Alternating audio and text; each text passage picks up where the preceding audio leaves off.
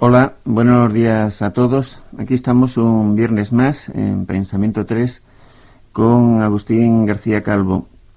Esta vez para seguir hablando de los pecados capitales. Nos tocaba, como recordaréis, la lujuria, que el Catecismo del Astete define como un apetito desordenado de sucios y carnales deleites. Como veis, lo de carnales deleites puesto solo podría sonar quizá demasiado atractivo y han tenido que añadirlo de sucios, por lo que la castidad, más que ser un apetito ordenado de estas cosas, parece que tendría que ser una clara falta de apetito, o al menos una represión de él. El otro día nos invitaba Agustín a que en vez de lujuria le llamásemos directamente amor. Yo he dicho alguna vez, hemos dicho aquí, que tal vez el pensar y el amar libremente sean las dos cosas más reprimidas y obstaculizadas de nuestro mundo. Y me pregunto, en el caso del amor, si es por miedo al amor, por ejemplo, que nos enfangamos en el trabajo y en la obediencia, o es sí que para que trabajemos y obedezcamos nos atemorizan con respecto al amor. Es una pregunta que espero que no resulte trivial, porque si es el primer caso, el que es el miedo al amor, el que nos lleva a entregarnos, a acatar el mundo este, parece que sería una cuestión metafísica, instintiva, insalvable. Ese miedo sería lo que nos constituiría de una manera parece que irrevocable, mientras que en el segundo caso parece que sí habría posibilidad de desmantelar esas mentiras interesadas para apartarnos de una cosa y llevarnos a las otras. También quiero recordar que, aparte, sabéis, el Catecismo Astete contra cada virtud, contra cada pecado propone una virtud. Agustín nos proponía enfrentar los pecados entre sí. Recordar que contra avaricia recomendaba gula, contra ira pereza, contra soberbia envidia y al revés. Contra envidia soberbia, contra gula avaricia, contra pereza ira. Quedaba ahí suelta la lujuria, que no sabemos si es que no hay manera de encontrar otro pecado contra ella o qué es lo que ocurre. Y bueno, para participar disponéis de los teléfonos de costumbre. Son el 442-7126 y el 711-1099. Lo repito, 442-7126 y 711-1099. Buenos días, Agustín. Buenos días, Javier, buenos días a todos los oyentes. Sí, vamos a seguir con estos sermones que nos traemos en torno a los pecados capitales y pasemos a este que el padre Astete colocaba como tercero, el de la lujuria. Después de la exposición tan escueta como lúcida que ya el padre Bermúdez ha hecho acerca de este pecado, pues vamos a ver este otro padre cómo va introduciendo a nuestros feligreses o contrafeligreses para que se animen con nosotros a discurrir acerca de este tema aparentemente arcaico pero tan actual, tan palpitante, de los pecados capitales, y entre ellos este de la lujuria. Voy a entrar un poco primero por las palabras porque son tan importantes las palabras. Estamos hechos por abstracciones, sometidos a abstracciones, a ideas, es decir, al vocabulario semántico. Y las palabras son especialmente importantes cuando se trata de cosas de la carne, eso que decían los frailes y los curas, la carne, que en el Astete, como ha recordado Javier, se introduce también al hablar de deleites carnales. Ya el emplear la palabra carne es una cosa de larga tradición y mala intención entre los padres de la vieja iglesia, y aunque hoy no esté muy de moda hablar de deleites carnales ni hablar de la carne, la verdad es que esa mala intención que se da en el hablar mismo de la carne y en llamar carnales a estos pecados sigue rigiendo, cómo no, bajo nuevas formas.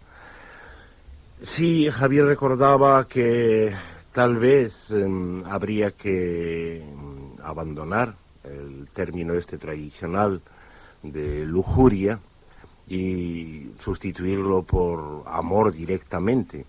Claro, aquí la buena contra mala intención que nos asiste al intentar semejantes juegos es simplemente pues que como el término amor suele usarse y hasta lo usan los muchachitos y muchachitas bien educados y se usa en las novelitas para adolescentes en el sentido de un amor ideal, sublimado, que no tiene mucho que ver con la carne.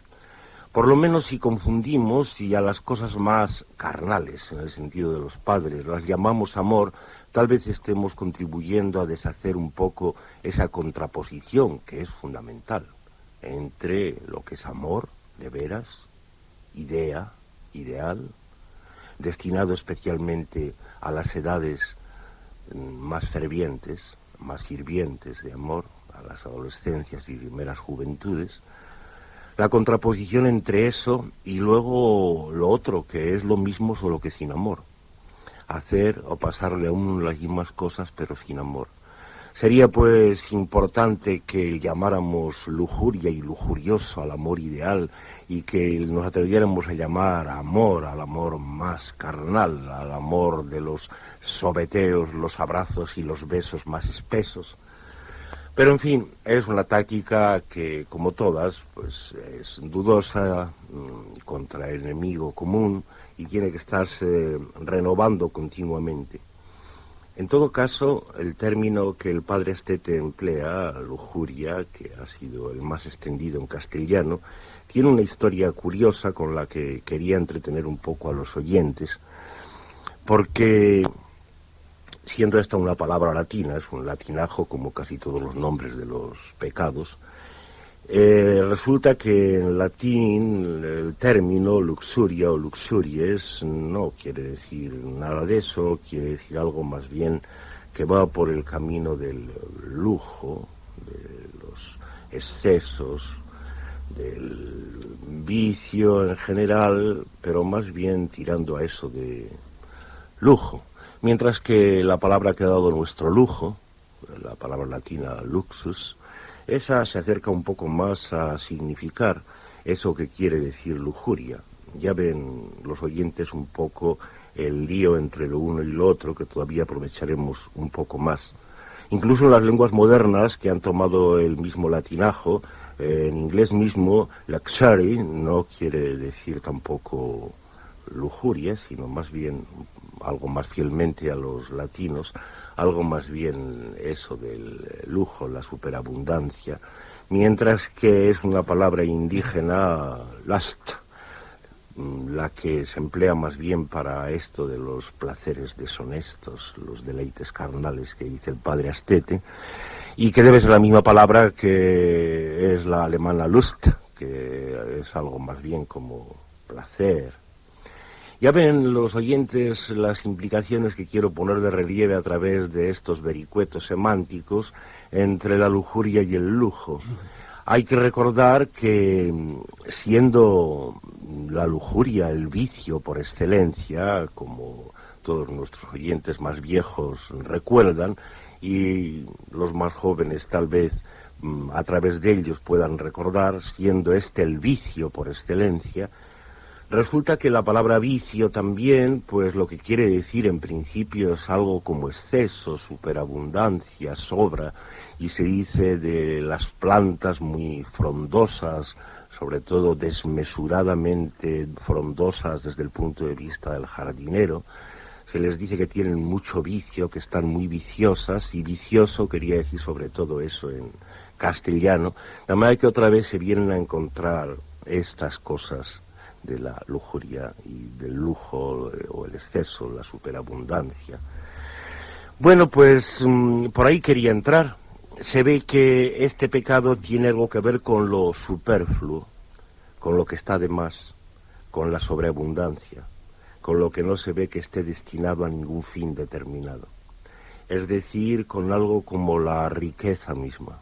Este vicio sería la riqueza, cuando riqueza se opusiera claramente a la riqueza amonedada, al dinero, y riqueza fuera riqueza más bien en el sentido de que uno o una puede decir de algo que es rico, queriendo decir lo que nuestros oyentes saben o a lo que les suena.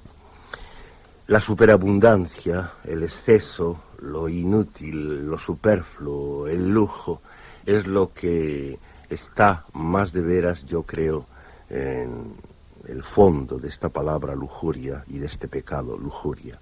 Es la flor, el desmesurado florecimiento de las plantas muchas veces, que por más que nos empeñemos en buscarle utilidad, pues nunca se explica lo bastante, su finalidad, su utilidad, no justifica lo bastante al desmesurado florecimiento de las plantas aquello a lo que se supone que está destinado. Es la flor. Recuerdo que don Miguel de Unamuno, tan severo y áspero como puede parecerles muchas veces a los que recuerdan su figura o a los lectores, presentaba a la flor el florecimiento de esta manera, que negando que la flor estuviera hecha para el fruto y el fruto para la simiente y la simiente para la nueva planta, sino que por el contrario la simiente y la planta estaban todas hechos para la flor, para el momento de la flor sin sentido, sin finalidad.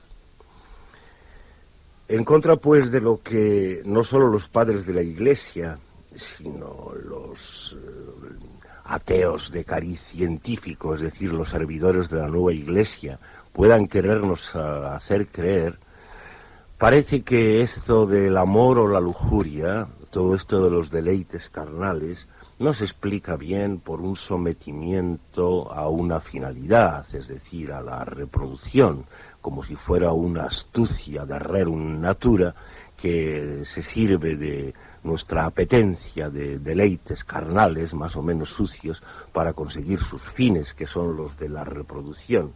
Esto no parece nada verdad.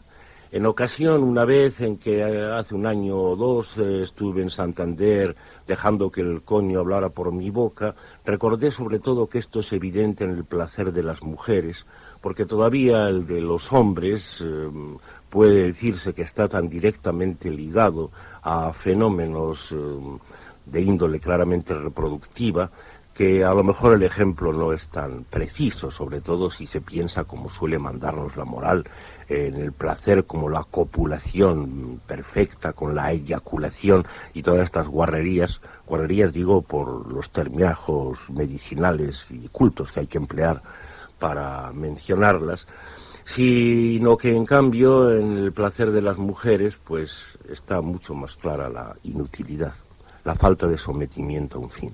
No sirve para nada. Es en vano que tratemos de imaginarnos cuál puede ser el placer de las vacas en su momento, ni siquiera el de las burras, cuyo ayuntamiento dura más que el de las vacas. De una manera o de otra encontramos este elemento de placer como algo inmotivado, es decir, como una especie de exceso, de desmadramiento, de lujo, que es el cariz de la lujuria que estoy tratando de poner de relieve. Siendo así esto, siendo el vicio por excelencia sobre todo una riqueza sin medida y sin finalidad, siendo un desmedimiento, un exceso, está claro que razón tiene la Iglesia, razón tuvo la vieja Iglesia para tomarlo como centro de sus ataques, como objeto predilecto de su represión, convertirlo en el pecado por excelencia, hasta el punto de que en el confesionario o fuera de él, cuando se decía pecado o se decía vicio, ya se estaba diciendo de qué se trataba. Hasta tal punto era este el vicio por excelencia, el pecado por excelencia. Razón tenía la vieja Iglesia para tomarlo como centro de sus ataques, y por supuesto que como la vieja Iglesia no ha decaído, no ha quedado reducida a los márgenes más que para dar lugar a otras nuevas iglesias, está claro que la misma razón asistirá para impedir y reprimir todo lo que sea este exceso, este vicio, este lujo, por todos los medios posibles. Había una ilusión de los pecadores, de los viciosos, a la que quiero aludir en los tiempos de la vieja Iglesia y de la rebelión contra ella. Un ejemplo es el Marqués de Sade. Había una ilusión en el intento de liberar el sexo, apelando a cosas como la naturaleza. Para Sade, por ejemplo, recuerden nuestros oyentes, todos los vicios, todas las sodomías, todos los excesos de los excesos que le podían pasar por la imaginación se justificaban porque también eran naturales. La naturaleza lo mandaba todo. Era muy dudosa, muy ilusoria esta tentativa de liberar el sexo, porque evidentemente con ella se anunciaba simplemente, como tantas otras veces, el cambio de religión. El cambio de religión hacia el estado que padecemos actualmente, donde ya hemos hecho notar que la religión por excelencia es la ciencia, con sus procedimientos de educación, de formación cultural y demás. Cosa distinta era el descubrimiento de Freud, a quien muchas veces los contemporáneos afiliados a la vieja moral encontraban pues nada menos que algo así como sucio, concupiscente, siempre hablando del sexo y cosas por el estilo. Era otra cosa distinta. Más o menos a su pesar se descubría en sus descubrimientos que ahí estaba, en eso del amor o la lujuria, en ese desmandamiento, estaba la disolución del alma, la disolución de la creencia del individuo en sí mismo.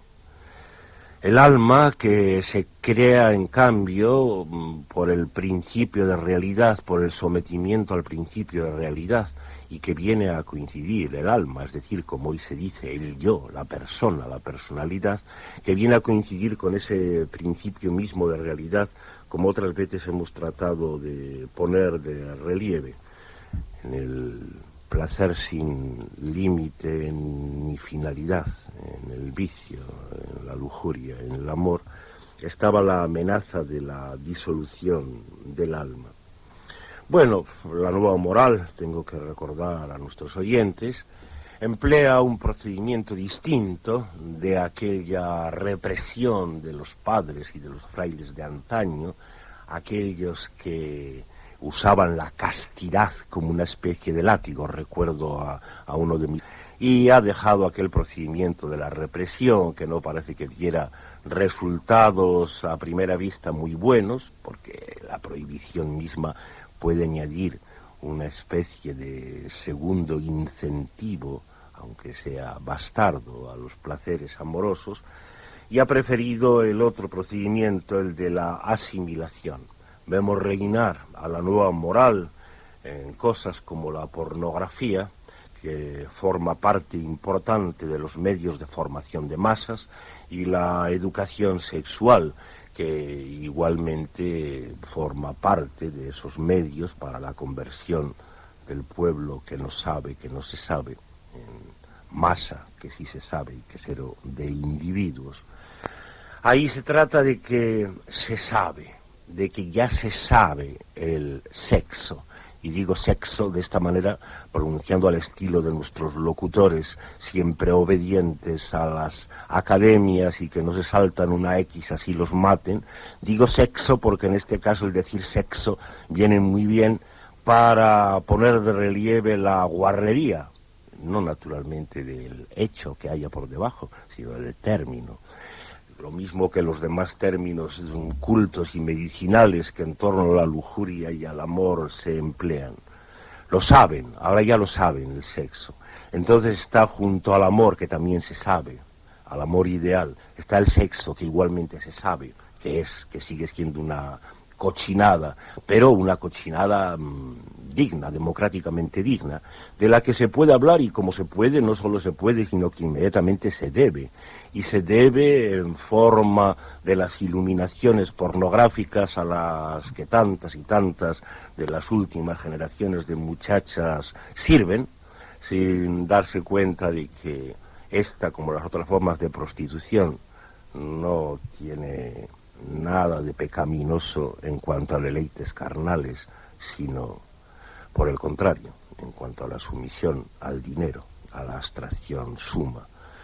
Y por supuesto en la educación sexual, por la cual a nuestros niños desde pequeñitos les hace saber todo acerca del sexo y del amor. De manera que aquella gracia de desbordamiento, de lujo, de exceso, de desmadramiento, con este procedimiento asimilatorio del saberlo, pues queda anulado de una manera mucho más eficaz que con aquellos procedimientos represivos de la vieja Iglesia. Esperemos que no, confiemos en que no del todo anulado, no del todo sometido, pero por lo menos se intenta. Lo saben, y cuando hoy vemos incluso por las calles a los muchachos y muchachas besándose, muchas veces tenemos la impresión de que saben lo que están haciendo, y eso es terrible para la lujuria y para el amor.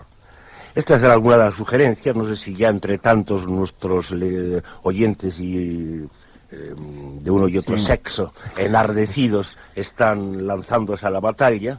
Pues sí, tenemos ya algunas llamadas. Pues adelante. Vamos con la primera. Hola. Hola, buenos días. Buenos días. Una hormiguita canaria aquí, saludando a Javier y a Agustín.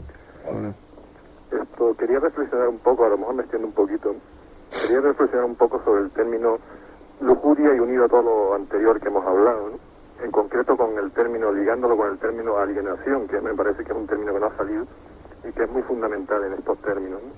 Pero me refiero a que concretamente los estudios de Margaret Mead, no sé si les conocen, en la que, está para mí por lo menos demostrado que el sexo está unido culturalmente, es decir, el estudio de los pueblos Azande, Chambul y Mundugumur, los Azandes en concreto piensan que el semen viene de otro hombre, entonces pues le tienen que extraer el semen a los mayores y así ellos obtienen su propio semen, ¿no? Esto en nuestra sociedad heterosexual actualmente pondría los pelos de punta más de un heterosexual, ¿no? Entonces, demostrado, o por lo menos casi demostrado, pienso yo, que el sexo es una cosa cultural, la lujuria no sería más que la alienación de esa necesidad de sexo, de placer que tiene el humano en estado libre, en estado totalmente libertario, ¿no? Y en concreto ligándolo también a los anteriores pecados capitales que hablábamos, me parece que lo fundamental es el egoísmo, es decir, el egoísmo humano desde la antigüedad por la escasez de conocimientos que tenía. La escasez de conocimientos le llevaba a pensar que podía ser eterno, entonces acumulaba lenguaje, acumulaba propiedades y pensaba que se transmitía incluso a través de los hijos, pensaba que su eternidad estaba en la descendencia en sus hijos. Esto llevó pues, a cometer auténticas aberraciones de los poderosos y los reyes, ¿no? Llegaron a convertirse en idiotas a base de la endogamia, ¿no?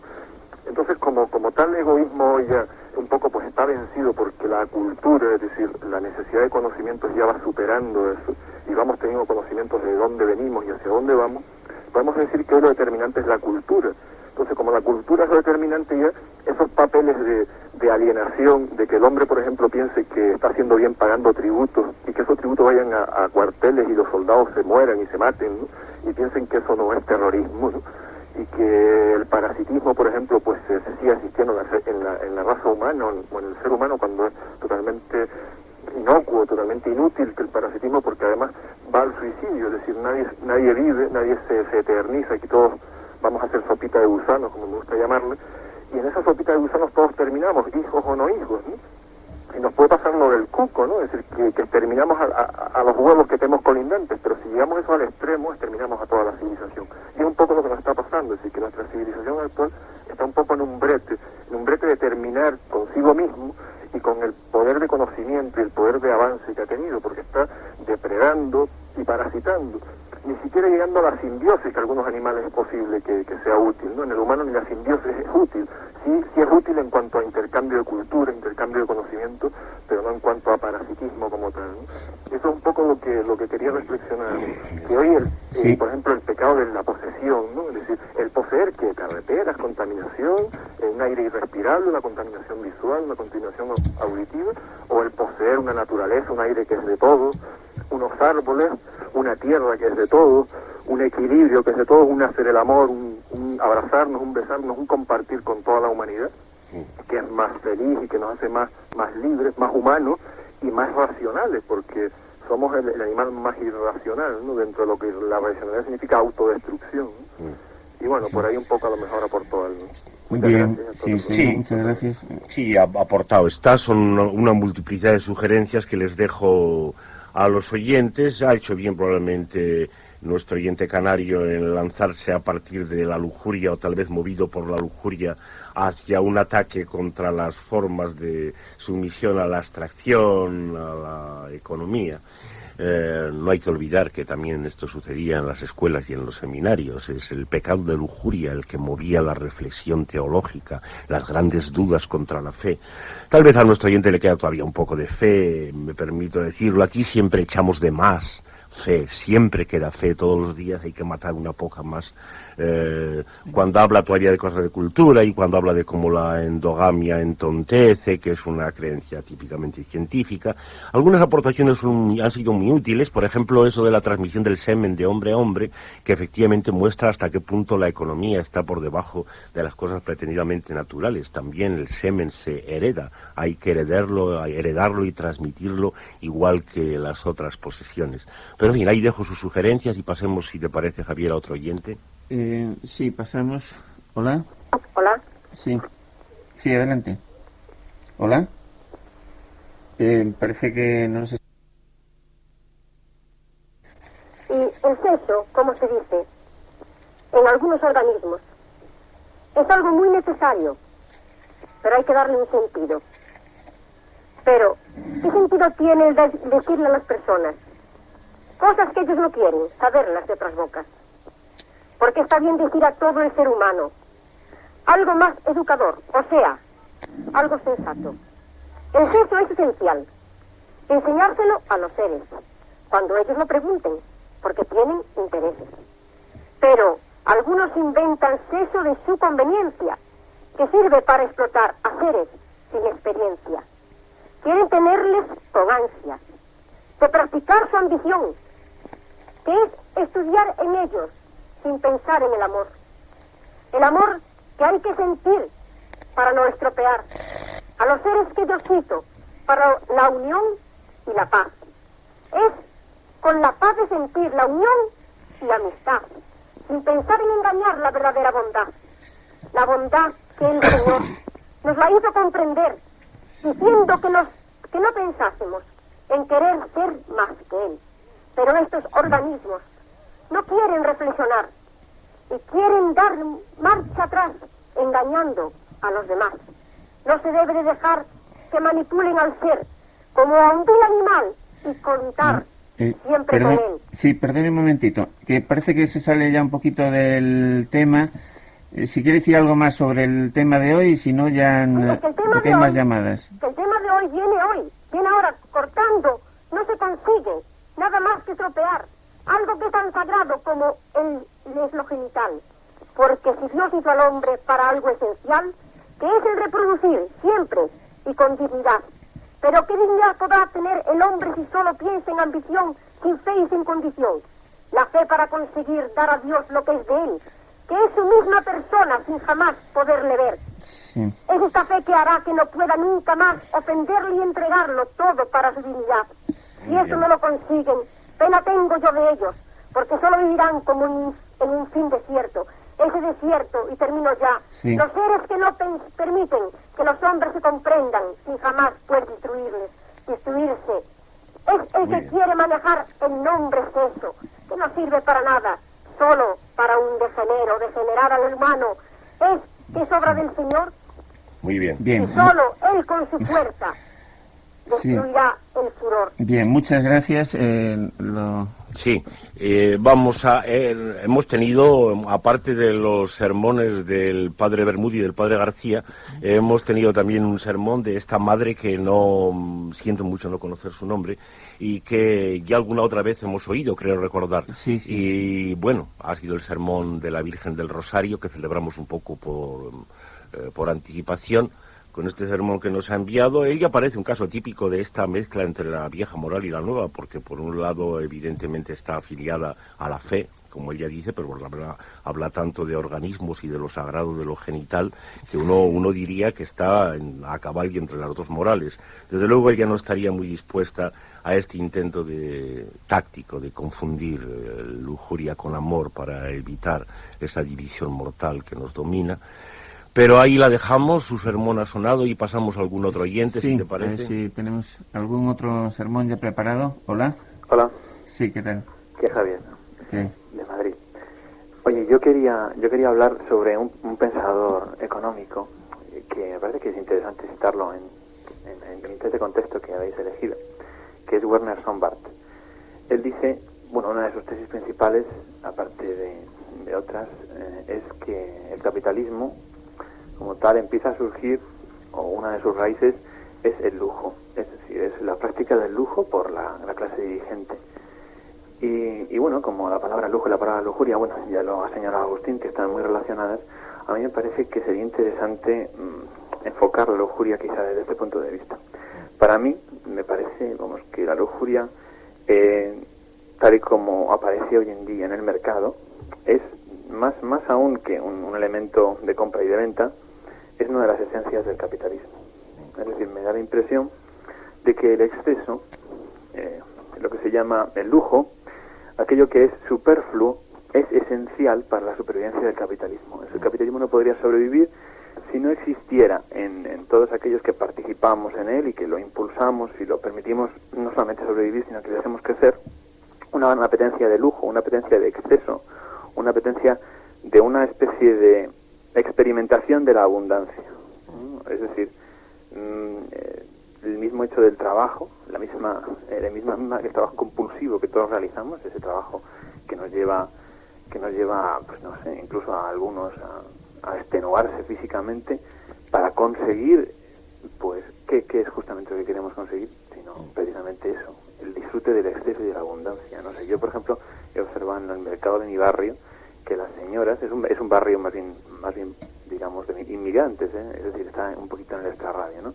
Entonces aquí, pues muy probablemente las familias, sobre todo las señoras de cierta edad, han experimentado una época de escasez de carne y ahora se lanzan a por la carne en las carnicerías del mercado, pues en verdaderas nubes, ¿no? Hay verdaderas colas en las carnicerías y sin embargo pues las fruterías y otras tiendas están medio vacías. Precisamente por eso, porque les encanta sentir la abundancia, eso de llevarse pues carne de esto, carne del otro, carne de lo demás allá, llevársela a casa y tenerla allí, a lo mejor luego después no se la comen, ¿no? Y es un poco con lo que ocurre con la lujuria, ¿no? Es el hecho de comer un poco con los ojos, que es fundamental para el capitalismo. Entonces, no sé, a mí me parece que cuando ha hablado Agustín de que, bueno, pues que parece que esto de que ahora se admita la moral y que esa nueva moral y toda esa liberación sexual y todo eso es una forma de eliminar el exceso, yo diría que es posible que eso lo sea en el plano filosófico y que existan gentes que efectivamente quieren eliminar el exceso y quieren eliminar la disidencia sexual, pero me da la impresión de que en el grueso de la sociedad pues no se considera la lujuria como una piedra angular del capitalismo y que hoy día si quieres lujuria tienes que pagar por ella, además puedes elegir muchos tipos de lujuria y hoy en día quien tiene dinero en el bolsillo se puede permitir una lujuria, en fin, muy variada, bueno, prácticamente infinita y yo diría que mucho más perfeccionada que la lujuria de ninguna época que haya pasado. Hoy en día el sexo, ese sexo sano y campesino de aquí te pillo, aquí te mato, es prácticamente inconcebible. Es decir, hoy no hay nadie que le diga a su novia por lo que le decía el pueblerino a la suya, quién fuera güey para echarte una cagada, ¿no? Es decir, este tipo de sexualidad espontánea ya no existe, pero no existe pues yo creo que por la misma evolución de la sociedad. Igual que ya no hay nadie que pinte en las cavernas, tampoco existe eso, ¿no? Entonces a mí me da la impresión de que si quieres hoy día sexualidad, quieres lujuria, tienes dos alternativas. O pagas por ella o te la inventas. Sí, muy bien. Es interesante y seguramente daría lugar a una prolongación del sermón mucho más larga de lo que nos permite el tiempo de hoy. La cuestión está sobre todo la confusión que yo creo que reina en medio de las lúcidas reflexiones de nuestro oyente, está en que abundancia, que de por sí quiere decir hasta etimológicamente un rebose, un salirse del vaso, un salirse las ondas de su cauce, en lo que se transforma y como sirve el capitalismo es en una abundancia con un límite por fuera. Es decir, lo que cambia es la forma del vaso. Algo de esto aludíamos cuando decíamos que el nuevo truco de la nueva moral consiste no en la represión, sino en la asimilación o incorporación. Es ese lujo el que está efectivamente en el origen del capitalismo, pero el capital a lo que se dedica es justamente a comprender, a encerrar dentro de sí ese lujo y por supuesto que de lo que hoy se disfruta con la sobreabundancia de dinero, con esta economía de la abundancia de que a veces se nos habla, es justamente de la posibilidad de comprar lo que está mandado que se compre, incluso también en el terreno de la lujuria. El término que hay que emplear para este nuevo tipo de economía es no el de abundancia, sino el de despilfarro. El despilfarro se ha convertido, evidentemente, el derroche aparentemente desmandado, se ha convertido en una necesidad esencial para la nueva forma de dinero, pero este derroche se refiere a cosas que tienen su precio, que tienen su límite, que están en el mercado y de esta manera, gracias a la incorporación, dificultan cada vez más los excesos, los desmadres, a lo que el rebose, la abundancia y el lujo en el otro sentido aludían. Sí, vamos con otra llamada más. Hola, buenos días. Buenos días. Pues quería comentar un par de cosas con respecto al canario, al muchacho este que ha llamado desde Canarias. Sí. Bueno, pues por lo que yo le he entendido, me parece que tiene casi una visión un tanto peligrosa, ¿no?, sobre lo que es la causalidad. En cuanto se establecen causalidades, y la causalidad es un artificio creo que es un artificio para mentir, para crear cosas falsas, para crear mentiras y para hacer que esas mentiras sean más creíbles. Y luego, pues no sé, buscando un ejemplo que ilustrara esto, pues entre mis libros aquí en casa, he encontrado uno de un tal Casiano que habla sobre la causalidad en los vicios, ¿no? Y entonces se empieza con uno y se va pasando con otros, ¿no? Pues eso mismo me ha hecho pensar que esa causalidad medieval monástica, ¿no?, pues es lo que perdura incluso en pensamientos que pueden calificarse de progresistas, ¿no?, como podría ser el de nuestro oyente canario. Y por otro lado, pues no sé, que hoy hemos tenido otro ejemplo también muy muy divertido de lo que era aquella época, ¿no?, la Edad Media, con el discurso de esta Sor X que nos ha llamado. Y Sor X en el doble sentido, porque incluso hasta puede llegar a ser pornográfico su discurso, en el más puro sentido de la palabra. Y bueno, nada más.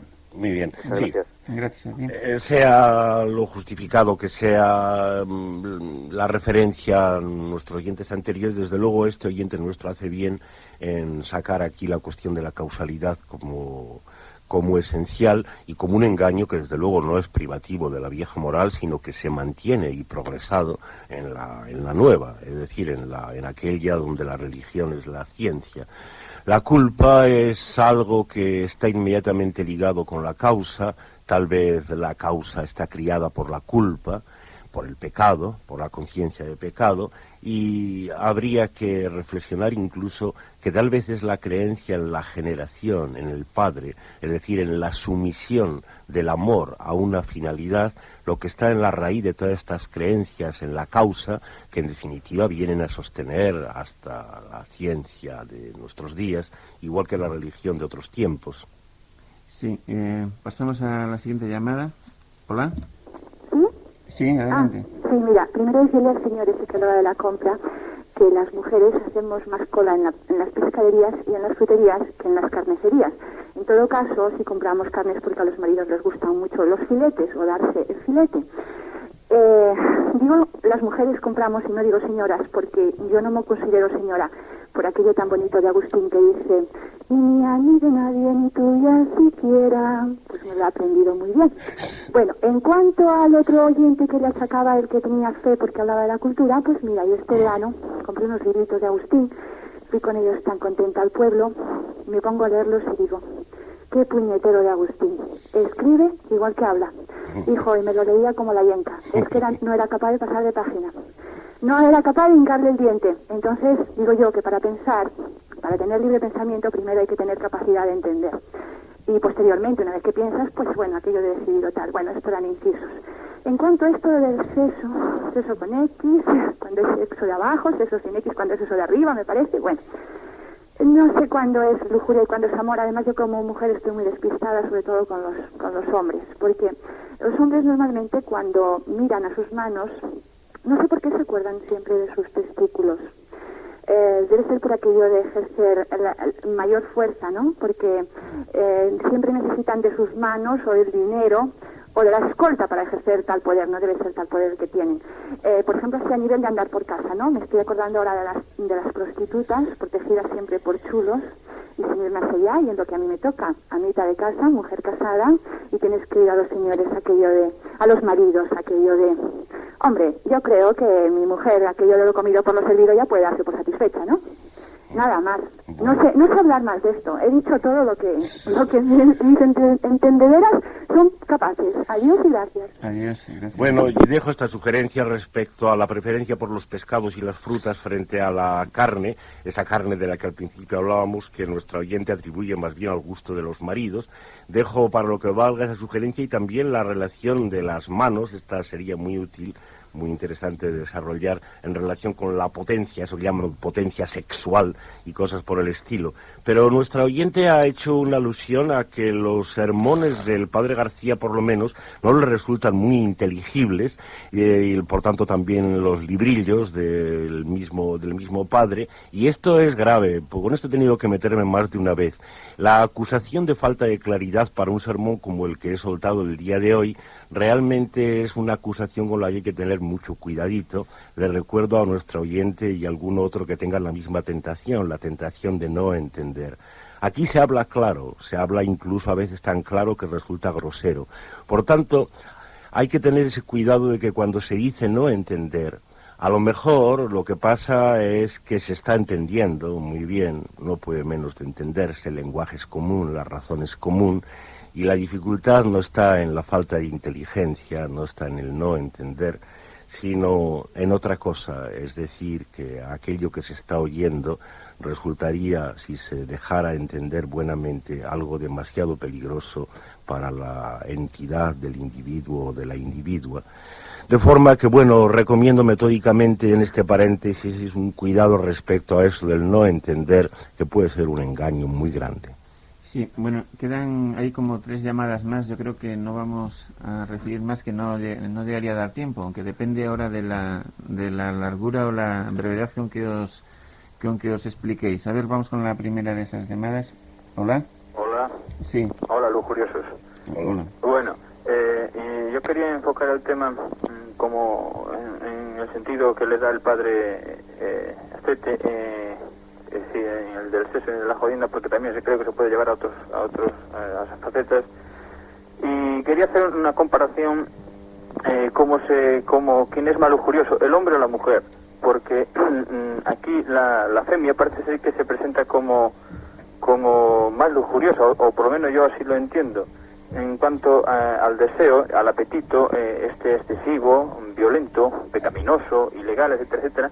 Parece que se le atribuye un poco más a la mujer que al hombre, en el sentido de que yo no he visto ninguna descalificación por parte del hombre en este sentido, y sí en la mujer cuando se le tacha de ninfomaníaca o se le alude ya pronto cuando una mujer le puede reunir alguna de estas facetas en su relación sexual que sea excesivo, violenta y todo eso que se le atribuye, pues automáticamente se dice que cae enferma y entonces es una ninfomaníaca.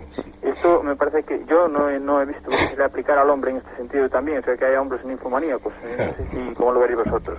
Pues sí, es muy interesante. Tengo que recordar a nuestro oyente que la disputa respecto a la cuantía del placer del hombre y de la mujer es muy antigua. Es la disputa que se estableció entre Zeus y Hera, entre Júpiter y Juno, y para dirimir la cual pusieron como juez a Tiresias, el cual había pasado por...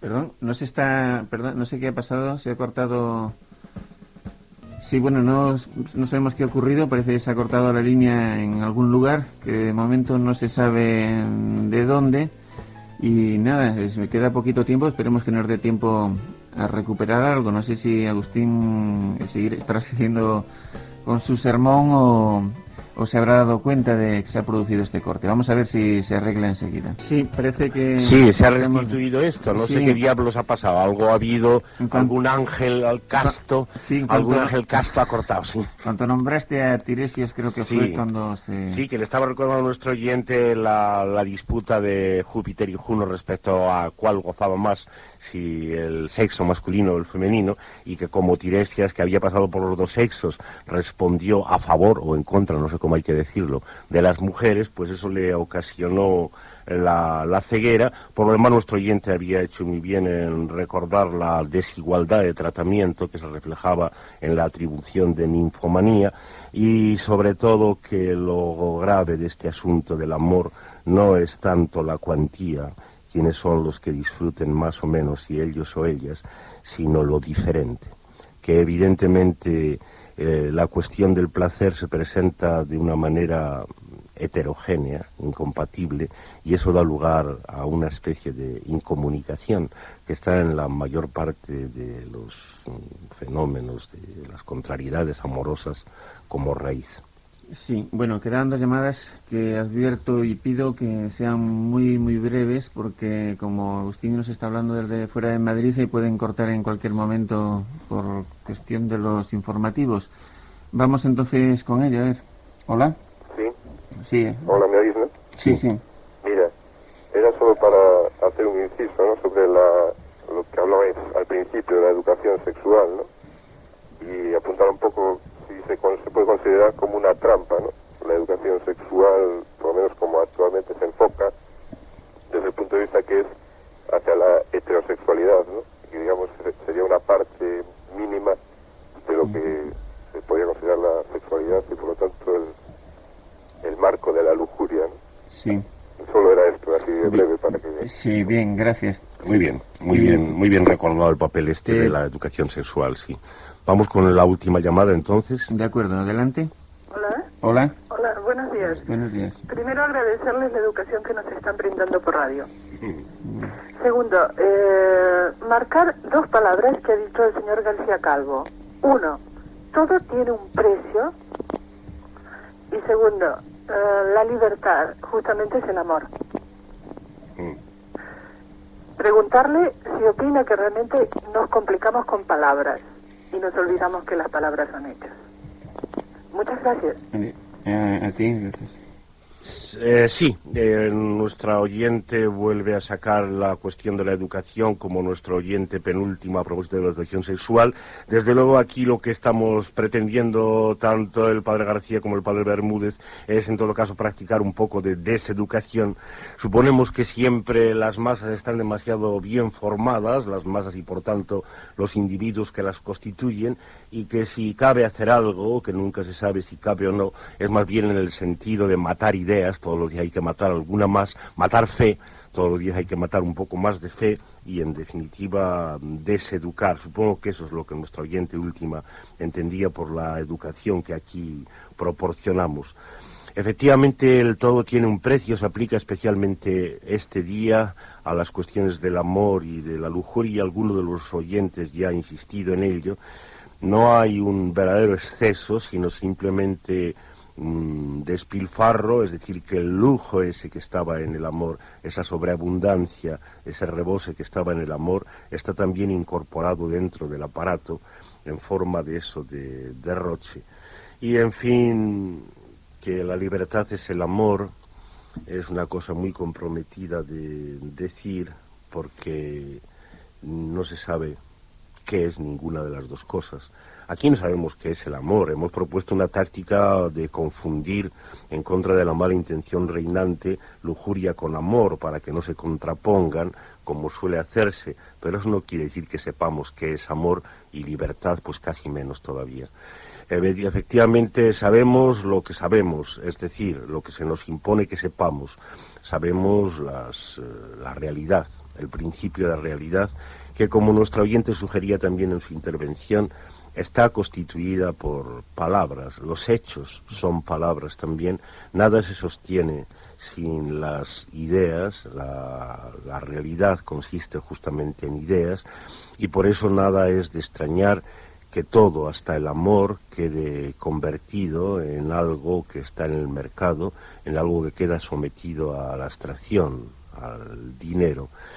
No es pues que nos compliquemos la vida con palabras, es que nos dan la realidad constituida con palabras que son ideas, y contra esto es contra lo que la razón común, la razón popular, trata, tal vez en vano, de luchar una y otra vez. Sí, bueno, pues así nos despedimos ya. El próximo viernes volveremos con Ira, con la Ira aquí a charlar con vosotros. Hasta entonces, salud. Salud.